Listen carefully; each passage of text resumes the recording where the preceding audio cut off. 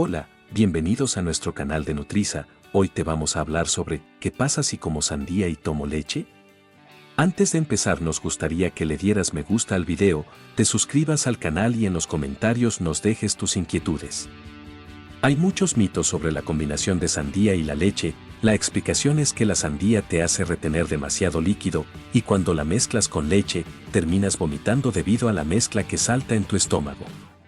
Lo que podemos decir sobre este mito es que comerla no provoca vómitos, pero puede causar malestar estomacal severo, ya que la sandía es un producto cítrico y mezclarla con leche puede causar dolor de estómago.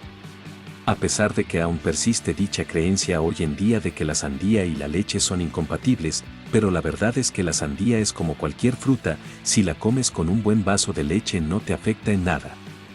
De hecho, es una práctica común en todo el mundo comer fruta, sandía entre ellas, con un vaso de leche en el desayuno. ¿Es recomendable comer sandía antes y después de la leche? Expertos en nutrición manifiestan que cada alimento requiere una composición y un volumen de jugos digestivos diferentes, así como diferentes niveles de acidez. Los científicos recomiendan comer sandía y melón e ingerir leche por separado de otros alimentos. En virtud de que la leche interfiere con la digestión, no es absorbida por el estómago, sino por el duodeno. Los que se oponen a la alimentación dividida hablan de la prevalencia del sistema digestivo y la falta de base científica para los métodos de alimentación dividida. La sandía se digiere rápidamente entre 20 y 30 minutos. Por ello, es mejor comer fruta antes de beber leche, que tarda más en absorberse.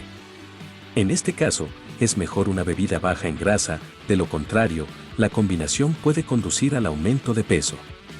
Espero que este contenido te haya sido útil y recuerda suscribirte para seguir disfrutando de mucha más información.